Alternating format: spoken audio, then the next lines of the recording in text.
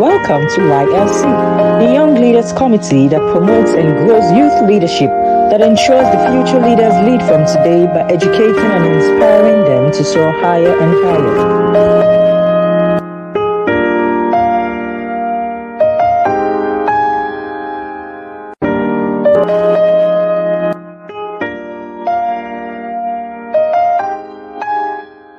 Welcome to YLC, the Young Leaders Committee, the platform that educates, enlightens, inspires, and walks young people into leadership from their youth. Young people, your leadership era has started. No longer wait for tomorrow. We specially welcome you to episode 1/15, and the theme of this episode is Caring Leads to Daring. Caring leads to daring. It is true and very true that earnest and genuine care usually leads to positive steps or actions. Heartfelt care naturally inspires and propels people to make real their inner feelings or longings. This is a good reason to examine care and caring to a little extent in today's episode. You care when you mind what's happening to someone or to you. It's an inner desire expressed practically except compelled to act. A person may be motivated or mandated to care. The person may care out of routine or of necessity. Care then may be circumstantial, compulsory, competitive, or even commercial. Human beings have different aspects of life. Each aspect requires care. We need to be sensitive to this fact. And as a result of the many-sided nature of human beings, and the need to care in each aspect of life, we should figure out the priority of care and the comprehensiveness or otherwise of the care we give. Your care may be needed, but if not in the priority area of the individual, it might not be highly appreciated, and that could create a serious relationship problem. Emotional intelligence comes in there. It requires that you act from the angle of the prospective beneficiary rather than walk by what you assume to be the care needed. Essentially, note and give attention to people in these areas. I'm going to list 10, and it by no means is exhaustive.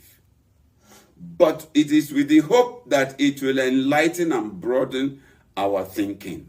Number 1, physical care. This could be about healing, health, feeding, maybe rest, clothing, appearance, and the like. Then we have personal care. This is care you give to yourself. There is the other aspect we call other care, which is the care you give to someone else at a personal level. Number 3, formal or official care. Formal care is care you give as a matter of duty or protocol, especially in official circumstances, is still care. 4, social care. This is care to enhance relationships and interactions. 5, spiritual care. This is the care that promotes relationship and fellowship with God or with other human beings in spirituality. Number 6, pastoral care. This is attention or assistance a religious minister gives to someone under his jurisdiction or outside, out of sympathy. Number 7, financial care. This is care that helps a person in need of money. Closely related to it but different from it is economic or business care. Number 8, emotional care.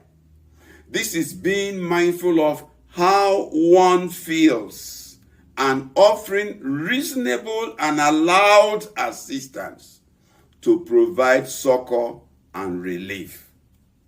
Number 9, mental care. This is primarily providing psychological assistance or therapy when coordination is in trouble. On the lesser side, it can be to promote understanding or comprehension. Finally, on our list, we're talking about home care. This relates to family life enhancement, as well as physical care of the house, of items in the house. Let's now proceed to find out what emotional intelligence means and where it comes into caring. Emotional intelligence has to do with our ability to identify and manage our own emotions and those of others and relate with them profitably. Please take note, I use the word manage. Manage your own emotions and those of others so that you can relate with them profitably and meaningfully. It helps us to build strong relationships, make informed decisions, and cope with challenges. In human relationships, emotional intelligence enables us to communicate effectively, empathize with others, and resolve conflicts productively. In the workplace, emotional intelligence fosters collaboration and teamwork. For example, leaders with high emotional intelligence are, generally speaking, better equipped to inspire and motivate their teams, manage stress, and create a positive work environment. Such leaders are also more experienced at handling conflicts. There are 4 demands of emotional intelligence that are relevant to our discussion. Emotional intelligence demands 1, that you perceive emotions. Emotional intelligence provides you with the ability to notice and identify emotions in yourself and in others, possibly through facial expressions, body language, tone of voice, or even the words people use. Emotional intelligence demands number 2, you evaluating emotions. When you get to perceive the emotions, you need to proceed to evaluate the emotions. Try to evaluate the emotion. That is, try to understand what the emotion is telling you and why it is there. This is because emotions are signals that provide valuable information about needs, desires, and values. Number 3, emotional intelligence demands that you express emotions. This is sharing how you feel in a way that others can understand. It involves using words, gestures, or actions to convey your feelings. Effective expression is key to building healthy relationships and avoiding misunderstandings. Finally, emotional intelligence demands you controlling your emotions or some other emotion. Controlling emotions. This doesn't mean suppressing your emotions. No. It is managing. We are using the word manage again.